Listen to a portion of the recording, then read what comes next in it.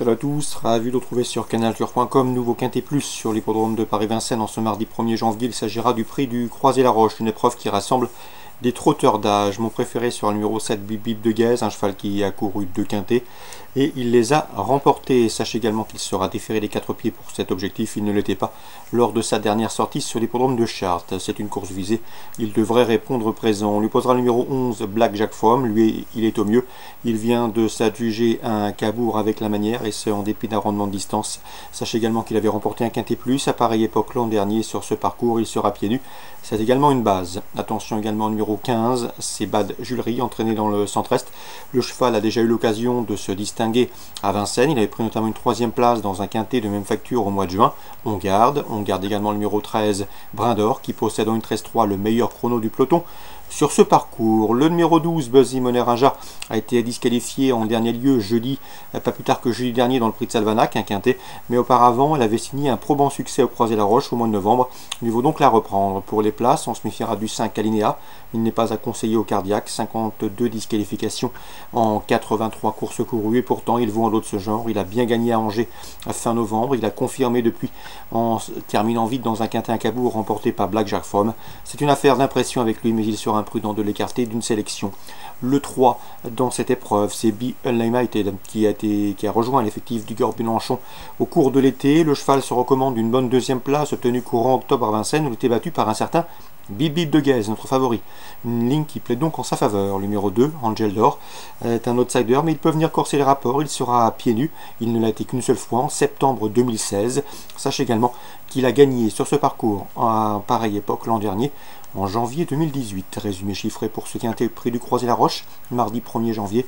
7, 11, à mon avis, ce sont de bonnes bases, devant le 15, le 13, le 12, le 5, le 3 et le 2.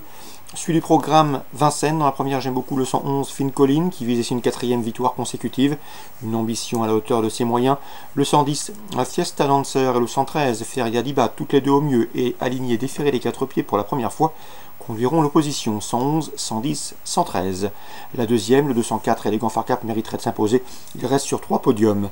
La 4e, attention 406 Capella Devry, qui à mon avis va confirmer son succès obtenu au mois de novembre à Vincennes. L'opposition, le 4 Clé de Fa, elle est sur la montante et peut venir corser les rapports.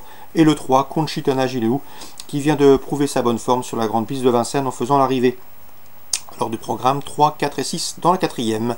Dans la 5e, j'aime beaucoup le 9 Greenbreaker, un cheval qui a montré ses moyens tout au long de l'hiver. Il a remporté 5 de ses 6 dernières sorties. À mon avis, rien ne s'oppose à une confirmation, si ce n'est son numéro 9 en dehors, derrière les ailes de l'autostart, qui peut lui jouer des tours. L'opposition, le 6 Alcoy, qui vient de marcher une 11-4 sur ce tracé. S'il répète ce chrono, il sera à coup sûr sur le podium.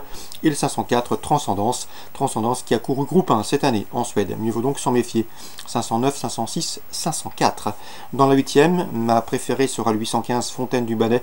Elle se recommande de 2 podiums en 3 prestations sous la selle. Elle sera déférée des 4 pieds pour la première fois ici dans ce lot. Je la pense capable de s'imposer. Attention également 809 Farlène d'Étang qui possède un chrono d'une 17-2 sur ce tracé. Elle sera déférée des 4 pieds pour la première fois et à mon avis elle aussi peut terminer sur le podium. On résume tout ça pour 27 rapidement. La première 11, 10 et 13, la deuxième le 204, la 4e 406, 404, 403, 5e 9, 6, 4, 8e le 15 et le 9. Concernant Cagnes en Réunion 3, dans la 3e j'aime beaucoup le 306 Spiderman qui vient de s'imposer sur les de Cagnes et qui semble en mesure de confirmer sur le steeple cagnois. Le 302 Bucks Bank, 3e de cette course référence, lui aussi passe des haies au steeple, peut parfaitement être un rival de taille. 306, 302. Dans la 5e, le 507 Iris à la Lune qui a débuté correctement. C'était sur l'hippodrome de Nantes en terrain lourd. Il y a de cela quelques semaines. Me semble en mesure de bien faire pour ses débuts sur l'hippodrome cagnois. 507 Iris à la Lune.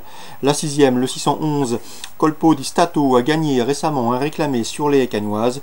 Et pour son retour sur le steeple, il devra pouvoir bien faire une nouvelle fois et pourquoi pas doubler la mise. Son impression visuelle lors de son succès était plaisante. 611 Colpo di Stato. Dans la 7e, j'aime beaucoup le 701 Celtior qui a été battu du minimum dans un réclamé le 12 décembre sur cette piste. Il trouve ici l'occasion de jouer une nouvelle fois les premiers rôles.